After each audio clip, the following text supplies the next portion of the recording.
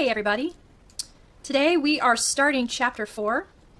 It is a chapter that is called General Vector Spaces. And so you know from chapter 3 we have been talking about vectors quite a bit, but mostly we've been talking about them in 2D and 3D aspects, and we haven't really gone too far into other dimensions or thinking about them in other different ways. But that's going to change with chapter 4. So as you will notice, we have several sections to go over in chapter 4. So right now we're going to be talking about the first section 1, which is going to be real vector spaces. And we also are going to go on to 4.2 subspaces, 4.3 spanning sets, 4.4 linear independence, 4.5 coordinates and basis, and 4.6 dimension. Then we are going to skip 4.7. And then we're going to continue on with 4.8 and 4.9, and then we're going to stop there with chapter 4. Please feel free to continue on with the rest of the sections in chapter 4, as they certainly are useful, but this is a 2-credit course. And we only have so much time during the summer as well, so we're not going to get to everything in chapter 4. So like I said before, we've been thinking about vectors in 2D and 3D, and we've been visualizing them as lines or planes. We're doing quite a bit more now in this chapter 4. So that now that we're thinking about vectors in more than just 2 or 3 dimensionals, what basically is going to happen in this chapter is we're going to stop thinking about vectors as lines or planes, and we're going to start thinking about them as objects, and that they're not limited by the number of dimensions. So think about that. So I will say chapter 4 is quite a bit more on the abstract. So go ahead and get your seatbelts buckled and brace yourselves for the rest of chapter 4. And you'll want to make sure that you are keeping up with your reading in the book and going through the different examples yourself. So definitely take the time, because you're going to want to make sure that you're able to fully kind of conceptualize what chapter 4 concepts are all about. So in this section, the objective is that we will extend the concept of a vector by using the basic properties of vectors in real space as axioms. So all this stuff that we have learned, we're going to use those basic properties. And then we're going to extend those concepts. And if we satisfy those axioms that we're going to establish from our properties of vectors, if we satisfy those axioms with a set of objects, then we can guarantee that those objects behave like familiar vectors. So like I said, we want to stop thinking about vectors as, if we think about it before, we've talked about them as, an arrow, or that it has coordinates, as, expressed as n-tuples. Or you could think about it having components, or however we visualized this before, but now we're going to visualize them as objects. And then if we visualize our vectors as objects, those objects can now be anything. So we are really broadening our horizons here. And so what's going to be really, really important about this chapter is going to be all these different axioms that we're going to go over. So you're going to want to pay particular attention to them. And certainly you're going to want to make sure you know where they're located in the chapter text, and you're going to want to refer back to them. So it's going to be an important thing to have as a reference for yourselves. So here we've thought about vectors, like I said, as like an arrow with has its coordinates or components. It has a sense of direction. It's got initial points. It's got a terminal point. It had a magnitude. So certainly keep all those properties in mind. But we're going to extend that to this concept of vector space V. And now it's going to be a collection of objects called vectors. So now we're expanding our concept of vectors, where they're now objects that could be anything. And now this vector space V is going to be a collection of these objects. And we want you to realize that they can either be added together or multiplied by numbers, which we're familiar with calling them scalars. And so they're going to have properties of addition and scalar multiplication. So that's going to be some important points to note. And so I'm going to spend quite a bit of time here on these axioms that you're going to want to be familiar with, and we're going to go through this in detail. So vector space has a very particular set of axioms that make up its definition. So this definition 1 is key to this chapter. It's really the substance of the entire section in this chapter 4. So it's really worth taking a detailed dive into. All right, so let's look at this definition. It says, let V be an arbitrary non-empty. So here is some key things about it. An arbitrary and non-empty set of objects. Keep in mind, objects can be anything, and we'll see that later, for which 2 operations are defined. Okay, so you have this set of objects for which 2 operations are defined. It's going to be addition and multiplication by numbers called scalars. And it says, by addition, we mean a rule for associating with each pair of objects U and V in V an object u plus v called the sum of u and v. So I want to draw your attention to where it says we mean a rule. It's interesting wording there. So by rule, it means something that you can follow, but it's not an absolute thing for what we're used to thinking of for addition. This is where it's going to blow your mind. By addition, it's not what we think of as addition, what we usually do with real numbers. Addition in this sense is a rule for how we're going to associate a pair of objects u and v in this vector space V. So it's going to be a rule that either we're given in a problem or a rule that we define ourselves. So we are actually defining what in the world addition will mean for whatever it is that we're considering. So you have to leave behind all your notions, your absolute notions of what addition means to you right now. Because literally in this sense, it's going to be a rule for how you're going to associate objects. And it doesn't have to hold true to mean the same thing as addition of real numbers that we're used to dealing with in algebra, so to speak. So keep that in mind. Then we have scalar multiplication, and we mean a rule for associating with each scalar k and each object u in V an object ku called the scalar multiple of u by k. And once again, I'm asking you to set aside all that you assume about multiplication and realize that this is just going to be a rule that you define for, how you're going to, I guess, multiply an object and come up with some still version of that object. But it might not fit the definition of multiplication as you know it now. So you'll see what I mean in some of these examples. You're like, what? What does this mean? So just realize that these are going to be rules that you define, or the problem's going to kind of give you hints as to what the rules are. And so you're going to expand your definition of what addition or scalar multiplication will mean in terms of vector space. So it's really quite interesting. And it says, if the following axioms below, so we've got 10 axioms below, if they are satisfied by all objects u, v, and w in V, and all scalars k and m, then we call V a vector space, and we call the objects in V vectors.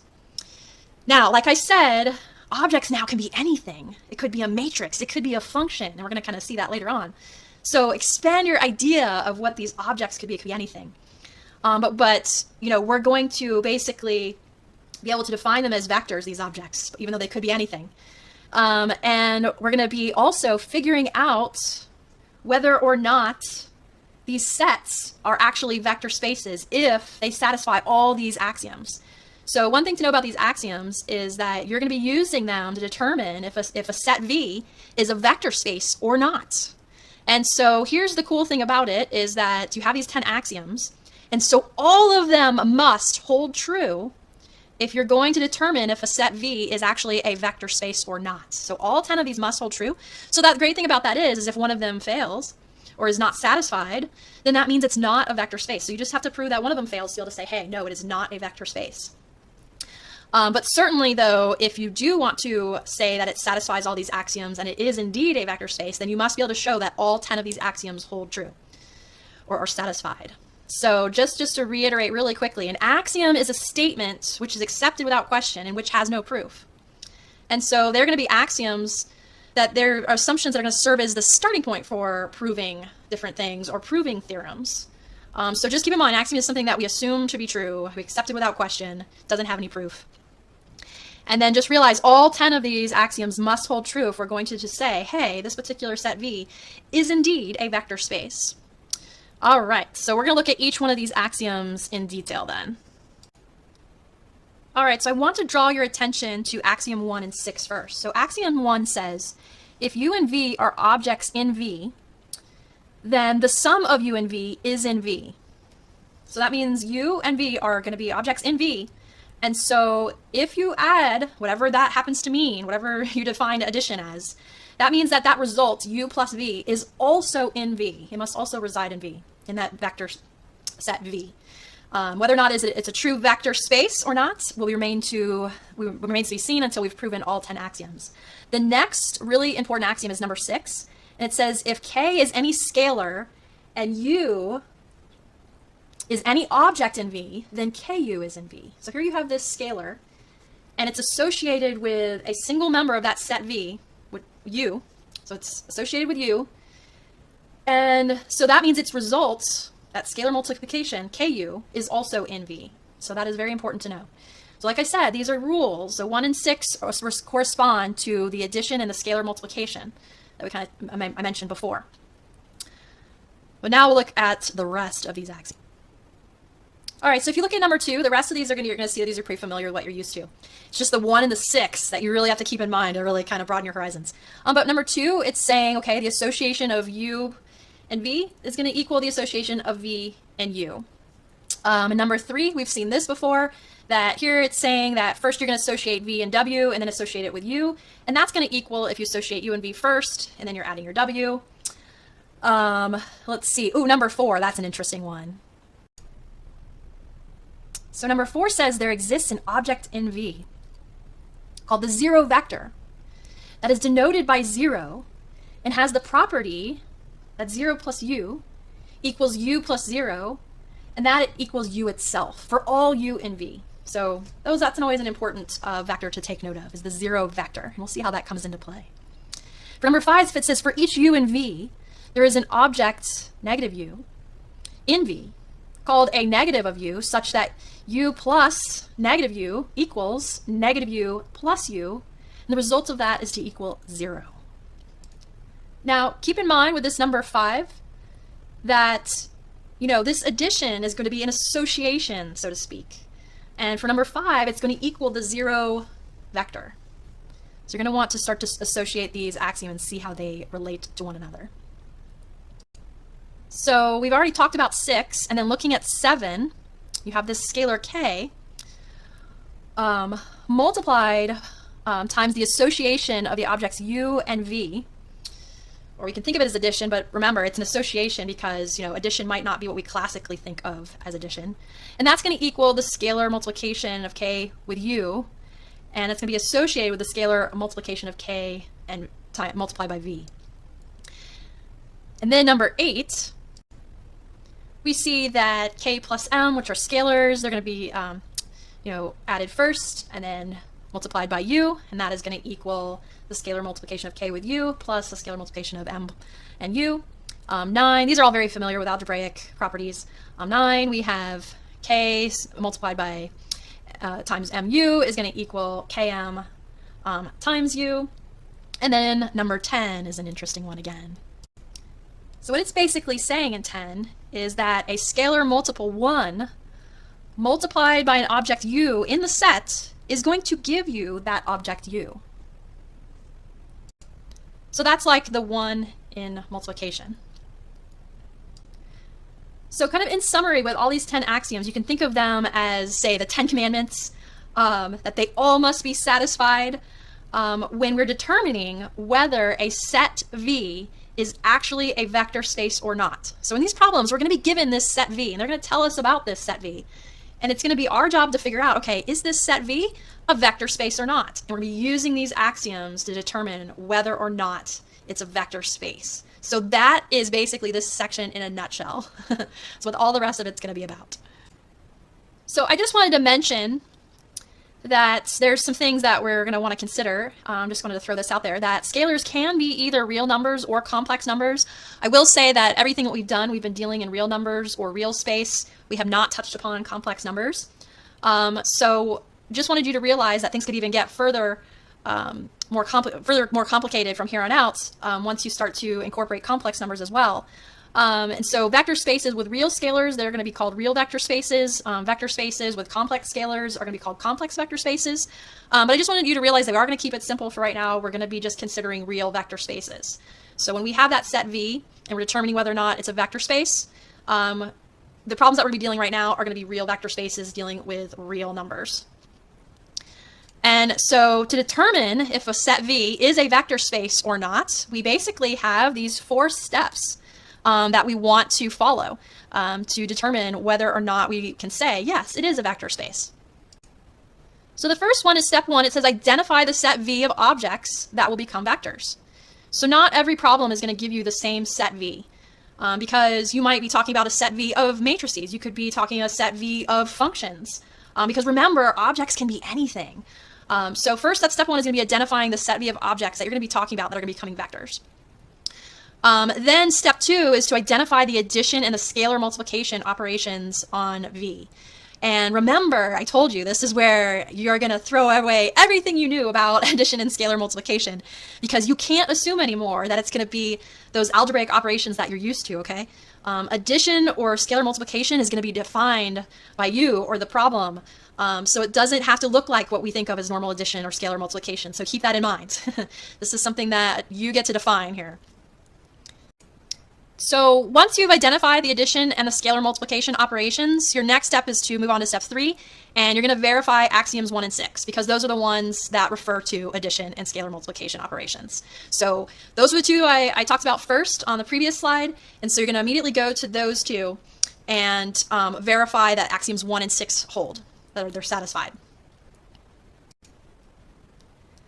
So basically when you're verifying axioms 1 and 6, you're going to be looking for if you're adding two vectors in V produces a vector in V. Remember, the results have to also be in V. You're also verifying that multiplying a vector in V by a scalar also produces a vector in V. So if you can add two vectors in V and produce that result, that vector, that's also in V, that's called closure under addition. And then if you look at axiom 6 and you're multiplying a vector in V by a scalar and that also produces a vector that is in the set V, then you would say that that's closure under scalar multiplication. So that's going to be some terminology that you want to remember. So if you're able to verify axioms 1 and 6, that is going to be closure under addition and closure under scalar multiplication. So you're going to want to make sure that you pay attention to that part. So once you've verified axioms 1 and 6, then you go ahead and proceed and try to and go about confirming the rest of the axioms.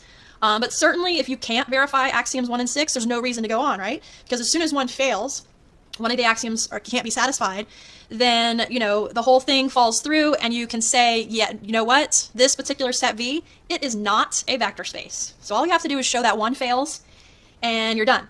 The two that you should always start with are axioms 1 and 6. If those are satisfied, then you move on to the rest. So the concepts in this particular section are very straightforward. You basically need to know what a vector space is. You need to be familiar with the 10 axioms that you're going to use to demonstrate that a set V is in fact a vector space or not. And then the next thing that you're going to know besides those 10 axioms is this 4-step process of what you want to do in order to determine if a set V is a vector space or not. So you got your axioms, and then here are your steps for determining that vector space. So for this particular section, I really do want you all to go through all different 8 examples in the textbook. I know that probably many people probably don't do their reading, but this is going to be particularly important that you do in chapter 4 and 5 because they're so abstract. So I definitely want you to go through examples 1 through 8 because they're going to show you that, you know, objects could be different things. Like we talked about, it could be a function, it could be a matrix. So it doesn't have to, like, objects don't have to fulfill the usual definition that we think of as vectors. So an object can be anything. But we are going to have them follow the rules of vectors. As you will see. So I will say that you definitely also want to check out these examples because you're going to see what in the world I was meaning by these alternative viewpoints of what addition or scalar multiplication could look like that don't follow the usual rules, okay? So they are going to give you examples of that and you'll see what they mean. So I think it's worth going through and reading these sections in chapter 4 and in chapter 5 when we get to that later.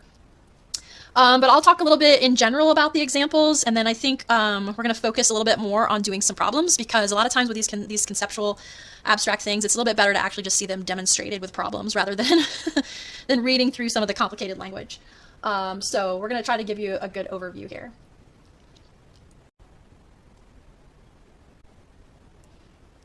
All right, so we have in example 1 the 0 vector space. Now just keep in mind that according to our 10 axioms, if you look at axiom number 4, if a vector set V is indeed a vector space, one of its objects will always be the 0 vector. But in example 1, basically what are we supposed to do in our steps? We're supposed to identify the set V. So here it's telling us that in example 1, let V consist of a single object, which we denote by 0. So in this particular instance, the set V will just be the 0 vector. And define addition and scalar multiplication as such. So they have in here that addition is going to be 0 plus 0 equals 0, and k0 equals 0. So those look pretty usual. Those haven't really been anything too out of the ordinary. And so for this particular example, it's going to be really easy to go through all the different axioms and verify that they're all satisfied. And if you go ahead and do that, you'll see that yes, this is indeed a vector space. And in particular, this vector space is the 0 vector space because it only consists of this single object, which is the 0 vector. So this one's going to be the 0 vector space. So this one's a kind of a good one to just keep in mind. All right, so if we look at example 2, this one is about letting the set V equal real space, the nth dimension there. So we have Rn that you've seen before. It says let V equal Rn and define the vector space operations on V to be the usual operations of addition and scalar multiplication of n tuples. So in this case, our objects are going to be n tuples, and we've seen that before, right? We certainly have n tuple notation for vectors. The other thing that I want to draw your attention to with example 2 as you're reading it is that it says that the vector space operations on V to be the usual operations. So usual is the key word. The usual operations of addition and scalar multiplication of n tuples that you're used to seeing before. So once again, our notion of addition and scalar multiplication are not out of the ordinary yet. So in this case, okay, so if you had u plus v, since it's going to be the usual operations for how we do this, you're basically going to have all your different n tuples, so u1, u2, u3, dot, dot, dot, dot, dot, as it goes on, all the way to un, whatever our dimension is in real space, and that's going to be plus our v, which is going to be its own set of n tuples here, and blah, blah, blah, blah, what a vn here. And then, so then this usual addition would then be what we're used to seeing. It would be u1 plus v1, then you have comma, u2 plus v2, comma, plus, oops, sorry, be u3 plus v3, then dot, dot, dot, dot, all the way to un plus vn. And so we'd be doing addition as we've normally been doing it with n tuples. And then the same thing it's also saying with scalar multiplication, that is also our usual operations that we're used to. So here we'd have ku would obviously then be a set of n tuples that looks like ku1, ku2, ku3, and so on and so forth, so we get to kun. So like I said, that's all stuff we've seen before. And so this one would also be easy to verify the rest of the axioms. So this one, just remember your phrasing, is that this set would be considered, so this set V would be closed under addition. Sorry for my bad handwriting. And this would also be closed under scalar multiplication, since it satisfies all that jazz. So nothing out of the ordinary there. And the reason why they'd be called closed under addition and closed under scalar multiplication is that, in fact, the results of u plus v and ku, those results, which are right here, and this one right here, those results are, in fact, themselves n tuples. So that means that they will also fall into the set V, because we've defined that the V is going to be equal to real space to whatever dimension n, and it's going to be a set of n tuples. So here, each of your objects, u and v, and then your scalar of k associated with object u, results of those are all n tuples as well. So set V is going to be closed under addition and closed under scalar multiplication. So keep that in mind. All right. So in example 4, you're looking at evaluating the set V for whether or not it's a vector space of 2 by 2 matrices. So for this example 4, what do? Step 1. You identify the set V of objects that will become vectors. So here, it says let V be the set of 2 by 2 matrices with real entries. So it's going to be very important that you carefully read how this set V of objects is identified as. You want to make sure that you pay attention to every word in the particular statement. So in this case, you'd want to pay a particular attention to 2 by 2 matrices. You'd want to pay attention to the fact that it has real entries. So with 2 by 2 matrices here, so they're telling us in this example that this is what they are defining addition and scalar multiplication as. So once again, in their language, they have said usual operations. So I keep showing you examples, though, that are usual, but don't worry, we're going to get to the ones that are unusual. So this one is the usual operations of matrix addition and scalar multiplication. So what are our usual rules for that? Here, so we have u plus v is going to equal, you've seen our different matrix notation before, so you have u11, u12, u21, u22, and then we've got our v, and our v22, and then you know how this goes when we add matrices of the same size. We know we can do that now, right? So we've got u11 plus v11 will be in this spot. This is a 1. u12 plus v12 will be in this spot. And we've got this one here. And we got u22 plus v22 in this spot. All of that looks normal. And then they also have the other normal scalar multiplication. So ku is going to obviously equal scalar k times this matrix here with all its different entries. And we know we can further break that down and distribute our scalar multiple. Whoops. It's a u in there. Ku22. So we're all familiar with that. And so certainly, once again, we'd be able to go through our the rest of our axioms and look to see whether or not we could declare our set V a vector space. So just realize that with this example 4, that 2x2 matrices can actually be a vector space. Isn't that interesting? Let me find another example. Certainly you're going to want to check out example 5 when you're not dealing with a 2x2 matrix. Just realize you could have matrices of different sizes. You'll want to determine whether or not they are actually a vector space or not. I will say in example 5, they're basically going to probably kind of change up some of their notation. So in this instance, they call the vector space M22 in example 4 that we just did with the 2x2 matrices. So a lot of times it's a little bit helpful if you want to think about it that way, where they're kind of using a letter that's kind of appropriate for what the objects are. So this was M22. That means it's a vector space that had matrices, and they were in particular 2x2 matrices. Certainly, if you had matrices that were not 2x2, then you might use the symbol Mn, depending on what the dimensions of those matrices are. Let's see. Oh yeah, example 6. This is where the objects can be functions. So like I said, objects can be anything, but we're going to basically be applying what we know about vectors to our objects if they can satisfy all those axioms and be declared part of a set that is vector space, right? So I definitely encourage you to look through example 6, where they're using, functions to actually define a vector space and going through those axioms. So it's worth it to take a look at this. And they have some really good figures here that kind of show you what they're talking about. So definitely check that out. Certainly make sure that you have a handle on all 10 of these axioms. Let's see, what's another one that I want to go over? Yeah, so for example 7, definitely look at this one, because when they go through this one, this is a good example of where the set is not a vector space. So we've been previously looking at these other examples, and we've basically been declaring them, oh yeah, it's a vector space. We saw that it had different types of objects in it. But this example 7 will show you that, yeah, not every set that you encounter is going to be a vector space according to those 10 axioms. So that one's worth looking at because it has some simple numbers in it.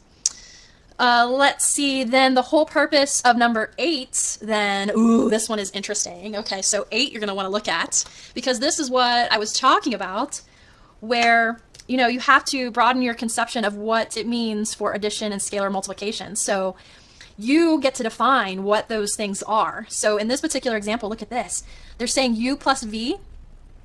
Well, it's not going to be normal addition, how we usually think of it. In this sense, it's actually, when we say u plus v, in this instance, it's actually going to mean numerical multiplication. That's how we're defining u plus v in this situation. And the same thing for the scalar multiplication. So ku actually means u raised to the k power. That's what's going to be the scalar multiplication. So see, you get to make up your own rules. This is where your mind gets blown. You're like, what? Addition doesn't mean what I thought it means. So basically what you can kind of think of vector addition to mean in the vector space world is that u plus v really means an association between two objects in a particular set, and just realizing they have some sort of relationship between them that you get to define. So it's not going to be addition in a traditional sense all the time. Although it can be. It can be. So, we saw those examples where they're saying u plus v. Well, guess what? It's the normal operation. It's the usual operation that you think of when you say u plus v. And that's fine too. But just realize it doesn't have to follow the usual operations. So u plus v is going to be some sort of relationship association between two different objects in a vector set, between u and v. Somehow you're going to define that relationship between them. And then scalar multiplication is going to be the relationship between some scalar and a single object in set v. So, what is k's relationship with just u? What does that look like? So I hope that kind of simplifies that by kind of talking about these things in general. All right, so I'm going to be looking at problem 1 to really show you how all this is working. And so this is obviously at the end of section 4.1. And so what it says is let V be the set of all ordered pairs of real numbers. Okay? And so then they give us the following addition and scalar multiplication operations. Okay?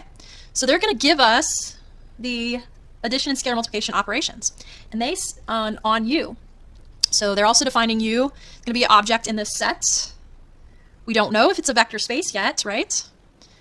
But we know here are two objects in this set that's up for debate. And we've got V equals V1, V2. And what they say is that the addition will look like this. This is what they're defining as addition.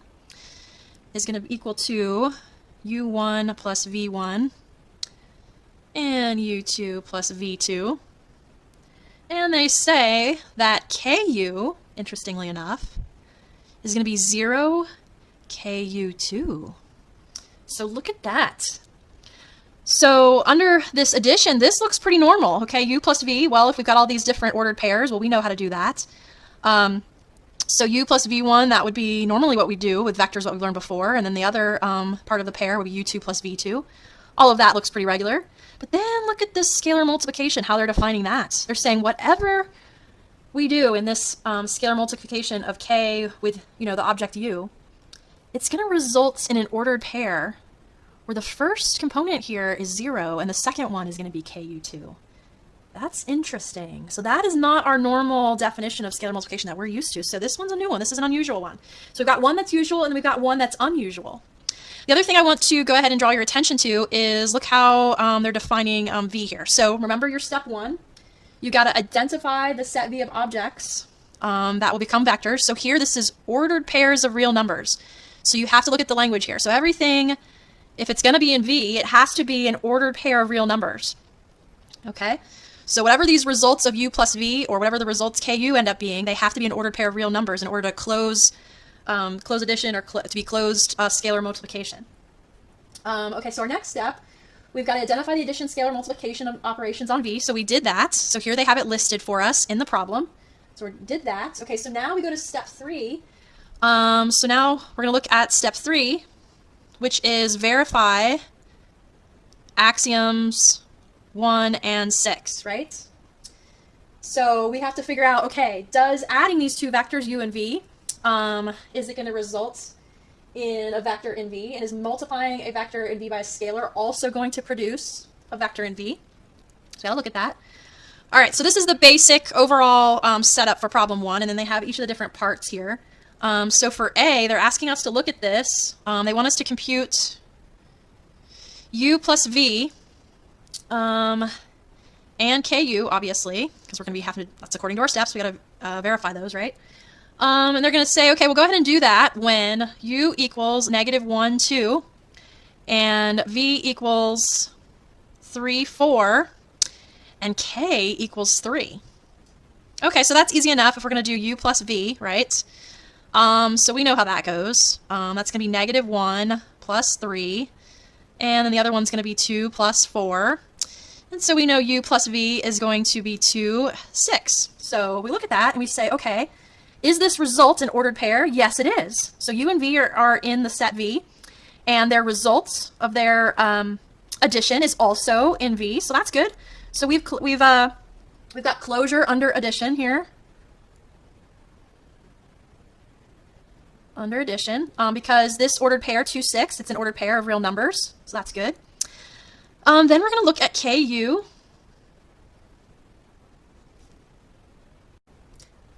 So when we look at KU, basically what we know from up here above is that it's going to put a 0 as the first component, and then the second component is going to be KU2.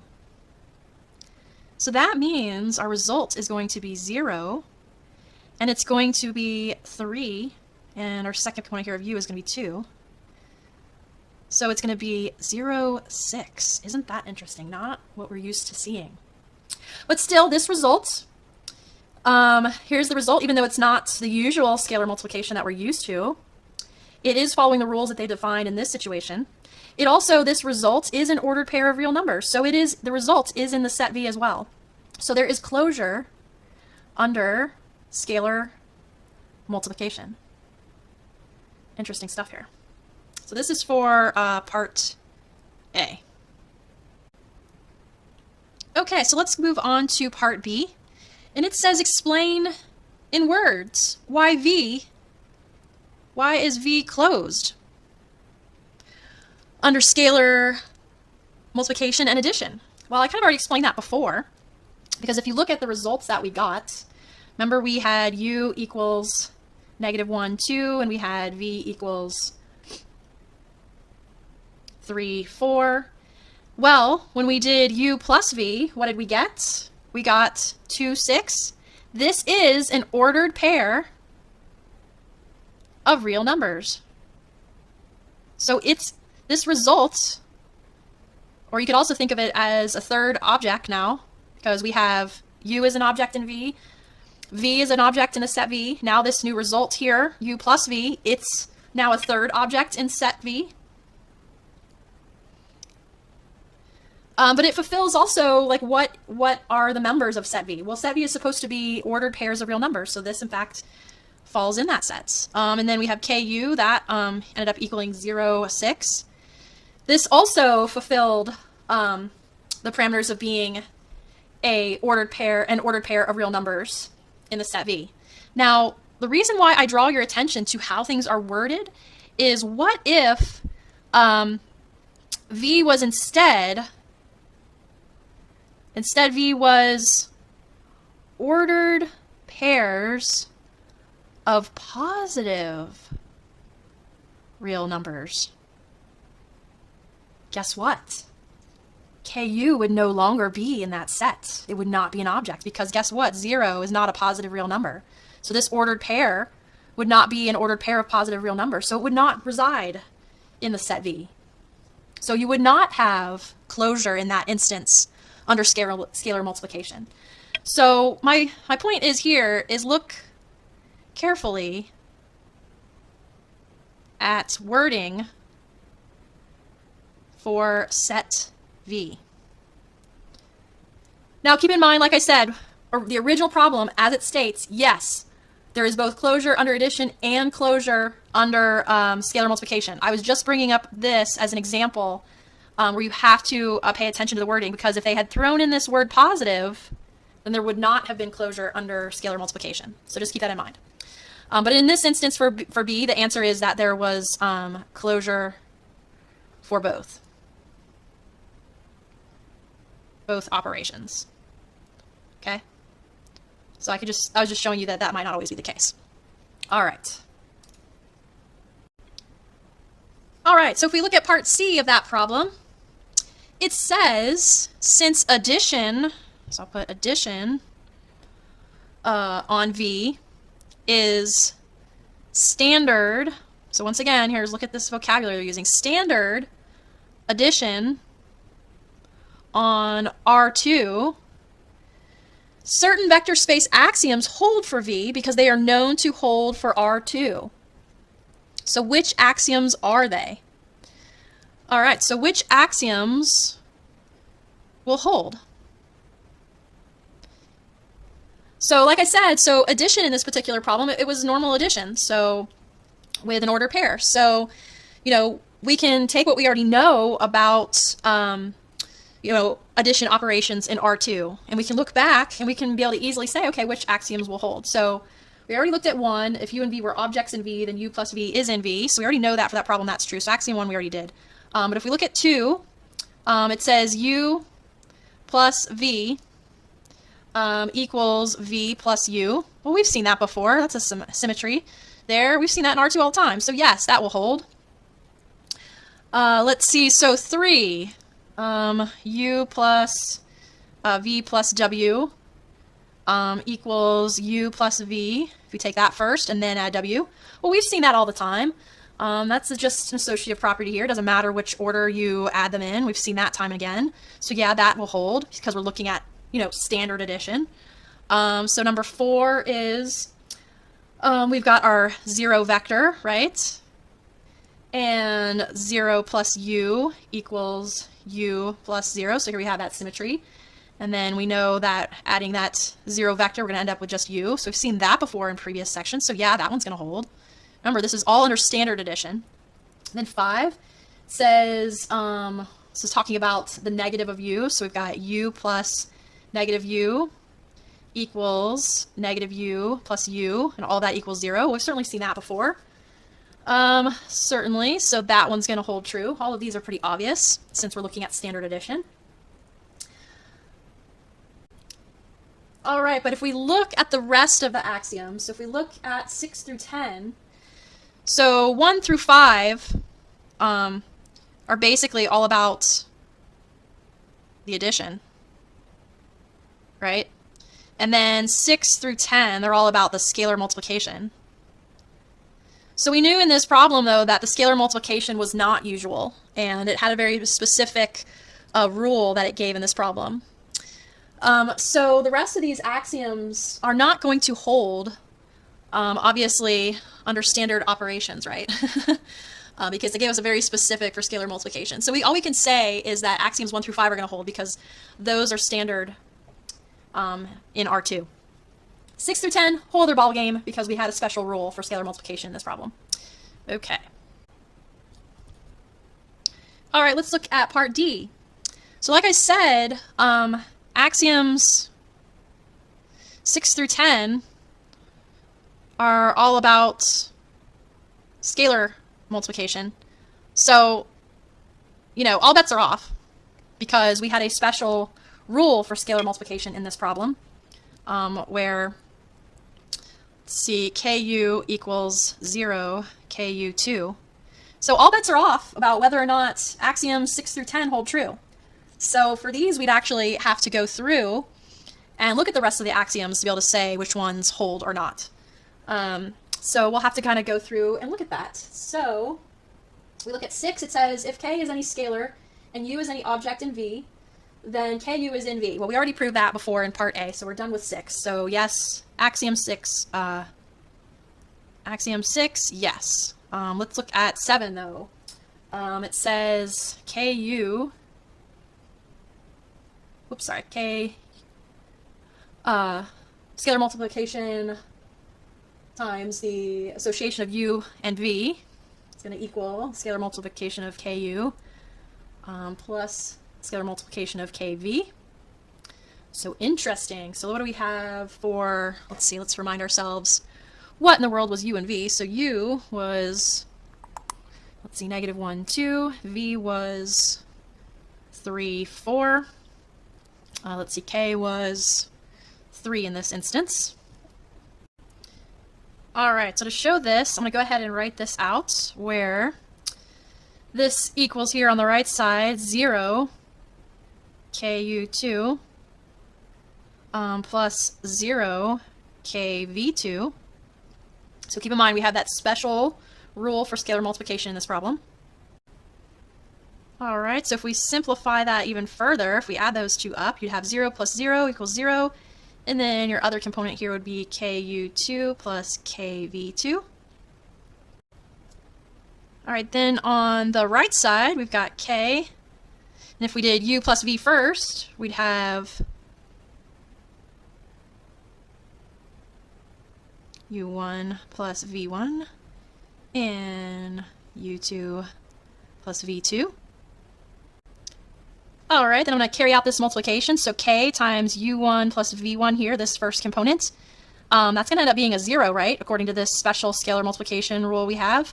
And then that second component is going to be k, obviously, times u2 plus v2 in here. And I think we know where we're going from here.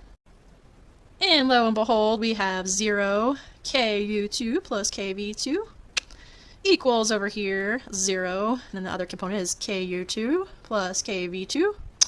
All right, I would say that yes, axiom 7 holds. Boom. All right, so let's go ahead and look at axiom 8. I've gone ahead and jotted some things down here. We have our information for u, v, and k. We've got our special scalar multiplication here where ku equals then the ordered pair 0, ku2. Our axiom 8 is that the scalars k plus m times u equals ku plus mu. So if we're going to go ahead and do that multiplication there, we're going to do this k plus m times u, we're going to end up on the right-hand side here. We're going to end up with a result of 0. And then for that second component, we have k plus m times u2.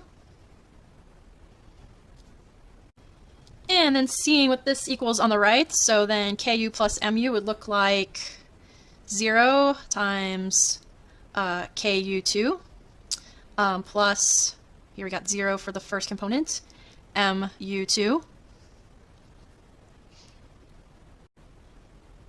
And if I continue this along here, then if I add these two together, we get 0 for the first component, and I have ku2 plus mu2. And then if I further rephrase this, we have 0, and that becomes k plus m times u2. And so we see that, yes, axiom 8 holds. All right, so if we look at axiom 9, we have k times first the quantity mu equals multiplication of km together and then multiplying by u. So if we go ahead and look at this left-hand side, we go ahead and do mu first. That's going to end up being 0, and we know that's going to be mu2. So that was the answer to that in here, and then that gets multiplied by k. And then over here, we know that this, both of those together, times u, obviously that first entry will be 0, and that second component here will be km u2. And then simplifying this side even further, because now here's the new expression for mu, then now you're multiplying this by k. So obviously in the first position that's going to be 0, and then now this k gets distributed here, so you have kmu2. And then we already got that on the other side, so yes, axiom 9 will hold as well. All right, so that completes problem number 1. All right, let's do some other ones, shall we? So I realized I actually forgot the last part of problem 1, so we got one more part before we move on to another problem. It says part E, axiom 10 fails to hold. So axiom 10 is 1u equals u. So we know that ku equals 0 ku2. So hopefully looking at this, and then looking at this, hopefully you see a problem. So hopefully you see that anytime you have a u where u1 does not equal 0, then axiom 10 fails. So let's look at what u was in this problem. So we had u equals -1, 2. So that means that 1, that's going to be our scalar here, right? 1 for k, times u here, which will be -1, 2. What is that going to give us? Now, according to our special definition of scalar multiplication here, this should equal 0, 2, right? But here's the problem. This does not equal that. So as you can see, axiom 10 does not hold. So basically, that's how you would go through the different axioms. You'd basically be looking at these different sets of V and determining whether or not they're a vector space by using these axioms. You'd want to look at how addition and scalar multiplication are being defined. And that's basically how this works. So we'll take a look at some other problems, though, just to make sure that this gets ingrained. So before we move on, I just wanted to make the point, though, in case I didn't make it clear enough. Since in part E, this axiom 10 does not hold, that means that the V set that we were given is not a vector space. So this is like the final result of all this, because that last axiom does not hold. So remember, all of them have to be satisfied in order for a set V to be a vector space. So at the end of all that jazz, we found out that V is not a vector space. So we're gonna have to be like, go fish, try again, tell us about another set V, and we'll see if it's a vector space or not.